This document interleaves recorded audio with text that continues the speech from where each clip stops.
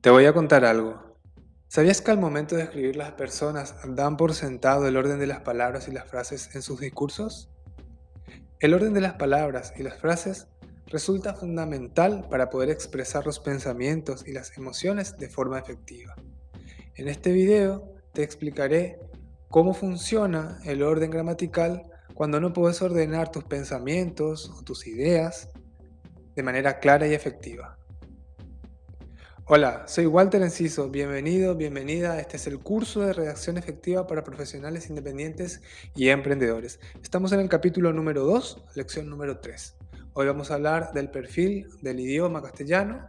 Vamos a tocar nuevamente un aspecto esencial que tiene que ver con el orden sintáctico de las oraciones y vamos a ver cuál es el lugar del verbo y dónde no se debe utilizar en tus textos. Vamos a la intro y comenzamos.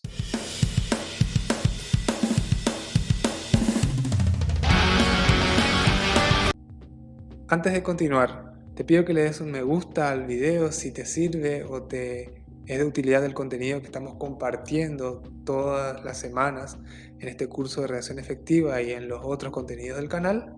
Que lo compartas con alguien a quien le pueda ser de utilidad o que le interese este tipo de contenido. También te pido que me dejes tus comentarios en la cajita de comentarios y si es que tenés alguna duda del contenido que estamos ofreciendo, me lo puedes preguntar y te lo voy a estar contestando. También te invito cordialmente a que te suscribas al canal y a que actives las notificaciones para que te enteres cada vez que subimos un nuevo video. Todos los lunes, miércoles y viernes a partir de las 6 de la tarde hay un nuevo video del curso de redacción efectiva para profesionales independientes y emprendedores. Continuamos. En primer lugar vamos a ver el perfil estilístico del idioma. Dentro del perfil estilístico del idioma tenemos 4 aspectos que vamos a revisar. El primero es la poca gramaticalización. La poca gramaticalización está relacionada con la evolución del idioma castellano y en esa evolución algunas palabras, sobre todo los adverbios y en algunos casos, como vimos ya, los verbos en las formas no personales, no termina de tener una utilidad sintáctica dentro del idioma, por lo tanto eso permite una gran amplitud de utilidades y por lo tanto se puede transformar de su clasificación original a otra clasificación según el uso contextual. Ya te lo explico mejor. Esto significa que acá tenemos dos ejemplos. El adverbio todavía, que es un adverbio temporal, funciona como adverbio, todavía hay tiempo, pero puede funcionar como un sustantivo. El todavía es joven. Vimos que el verbo es un verbo copulativo y funciona para unir tanto al sustantivo como al adjetivo final. En este caso, el que funciona como sustantivo es el adverbio todavía. Y también tenemos al adjetivo o su función sintáctica dentro de la oración, lo que no significa que sea un adjetivo, pero sí funciona como un adjetivo, el todavía joven hombre.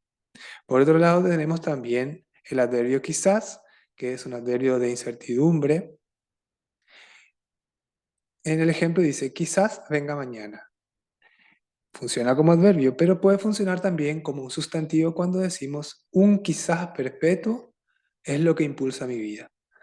Es más una frase pareciera poética, pero en esa ocasión, en ese contexto de uso, en esa oración, no funciona como un adverbio de incertidumbre, sino como un sustantivo. Por otra parte, tenemos en el aspecto número 2 a la influencia de lo popular. Como recién te mencioné, lo popular significa que la expresión oral influye mucho en la expresión escrita. Por lo general, históricamente la expresión escrita se ha caracterizado por mantener por más tiempo las formas y las estructuras gramaticales. Sin embargo, en la oralidad nosotros, sobre todo en Latinoamérica y en muchas partes donde se habla el idioma español, se ve influenciado por otros términos u otros lenguajes que se van incluyendo con el uso cotidiano, con el uso habitual al idioma castellano. Por lo tanto, con el tiempo también se va incluyendo esto a la escritura. Esto se ve mucho más, con mucha más profundidad ahora con el impulso de la tecnología. Acá vemos dos ejemplos y este primer ejemplo me va a servir para lo que viene. El ahorita se utiliza como un adverbio de tiempo para denotar inmediación o cercanía. Eso se ve en muchos regionalismos, cuando decimos ahorita, ahorita vengo, o ahí cito nomás, son términos que son regionales. El salseo, por ejemplo, es un término coloquial para referirse a una intriga, un chisme o una controversia que rodea a una persona o situación. Esto se lo ves más en España, en Europa. Si sos de España y estás viendo este video, o si estuviste en España y sabes que este término se utiliza de esa manera, déjamelo en los comentarios para que podamos corroborar esta información. Por otra parte, el aspecto número 3 tiene que ver con la afectividad. Recién lo veíamos reflejado en el ahorita, con ese sufijo que hace un disminutivo al término ahora. Y eso tiene que ver con la abundancia de apreciativos, los disminutivos, los aumentativos. Es muy utilizado y no solamente en la lengua oral o en la expresión oral, sino también y los medios gráficos, sobre todo en los blogs, en todo lo que tenga escritura, podemos ver este tipo de abundancia de apreciativos. Y también la variedad y frecuencia de las formas exclamativas. Tenemos mucha, en la escritura por sobre todo, muchas expresiones exclamativas, interrogativas que hacen a la riqueza del idioma. Y por último, el predominio de la acción. Durante todo el curso vengo insistiendo en que la palabra que es la columna vertebral, si se quiere, de nuestro idioma es el verbo. Entonces, el predominio de la acción es algo fundamental. Es el verbo sobre las formas nominales. Cuando nos enfrentamos a un texto que nos ofrece riqueza técnica y estilística, la utilidad por excelencia es de los verbos indicativos por lo general y conjugados. Aquí tenemos ejemplos normales y comunes para que entiendas. El perro corre velozmente por el parque, tenemos el verbo correr conjugado y estoy pensando en irme de vacaciones, una perífrasis verbal. Entonces, el idioma castellano, por excelencia, utiliza al verbo como una columna vertebral. En segundo lugar, vamos a ver al orden sintáctico. ¿Por qué volvemos a revisar la cuestión del orden sintáctico habiendo visto en el capítulo 1 todas las cuestiones gramaticales? Porque tenemos que recordar cuál es la estructura sintáctica que predomina en nuestro idioma y por lo general en cualquier otro idioma. Por lo general, la estructura va en este orden. Primero el sujeto, segundo el verbo, tercero los complementos. Por ejemplo, si tenemos esta estructura oracional, contra un árbol de la carretera chocó el coche de mi hermano violentamente. Ahí tenemos señalizados los elementos.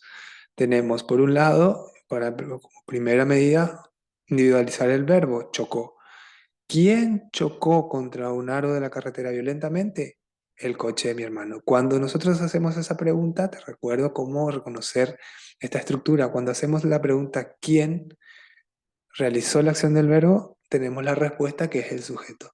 Y todo lo que sobra es el complemento. Entonces, ¿quién chocó contra un árbol de la carretera violentamente? El coche de mi hermano. Esa respuesta entonces sería el sujeto. El coche de mi hermano chocó contra un árbol de la carretera violentamente. Se puede invertir esto porque violentamente es un adverbio y por lo general se recomienda que los adverbios vayan cerca del verbo porque es a quienes modifican. Entonces, esto se puede invertir sí, teniendo en cuenta lo que vamos a ver dentro de un rato. Así que en el orden sintáctico entonces tenemos que organizar esta idea. El coche de mi hermano chocó contra un árbol de la carretera violentamente. Esa sería la oración estructurada con este orden sintáctico bien organizado. Se entendería mejor y aquí podríamos continuar con la idea siempre y cuando tengamos estos parámetros. Violentamente es el adverbio y es la manera en la que chocó. De ahí podríamos organizar la idea que viene teniendo en cuenta cómo quedó el auto luego de haber chocado violentamente, por ejemplo. El coche de mi hermano chocó violentamente, esto es lo que te decía, quedaría como una frase explicativa, que fue lo que vimos en el capítulo anterior, en la lección anterior, pero también podríamos quitarle la coma y referir a que la manera en la que chocó fue violenta.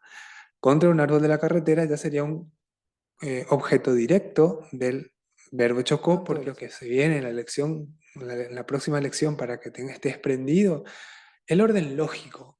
Recién vimos el orden sintáctico, pero también hay un orden lógico que tiene que ver con la idea, tiene que ver con cómo pensamos al momento de escribir.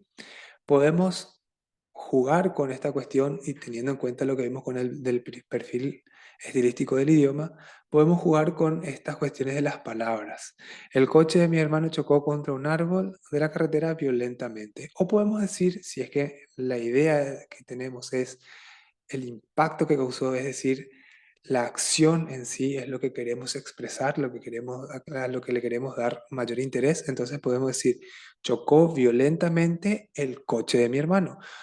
Entonces, respetando el orden del pensamiento y de la idea que yo quiero expresar, puedo desestructurar, puedo romper con esa estructura del orden sintáctico. Entonces me preguntarás, ¿para qué sirve el orden sintáctico? El orden sintáctico sirve para que cuando tus ideas estén desordenadas y no puedas volver a ensamblarlas, puedas volver a ese orden sintáctico. Entonces, respetar sujeto, verbo, complemento. Y por último, en último lugar, vamos a ver el lugar que tiene o que ocupa el verbo dentro de la oración. Aquí tenemos los ejemplos que estuvimos viendo desde el orden sintáctico con esta misma estructura oracional para que puedas comprender de una manera más visual. El coche de mi hermano chocó contra un árbol de la carretera violentamente. Este es el orden sintáctico que estuvimos revisando. Entonces, está muy bien. El verbo siempre va después del sujeto. En ese caso, respetaríamos el orden sintáctico. Como vimos recién, muchas veces lo que queremos expresar no es quién realizó la acción del verbo, sino lo que pasó.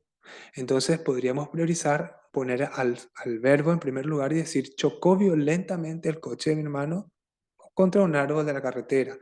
Esa parte del complemento siempre es necesaria cuando en este caso el verbo es transitivo, pero por lo general el complemento acompaña y suma para que vos entiendas mejor la idea, pero se la puede extraer fácilmente también sin que la idea se pierda o sin que pierda sentido la oración.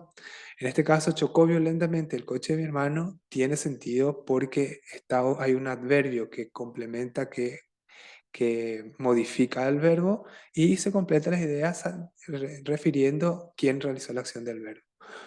Pero nunca el verbo va al final de la frase. Para respetar y para tener una oración limpia y que se comprenda de una mejor manera, el verbo nunca va al final.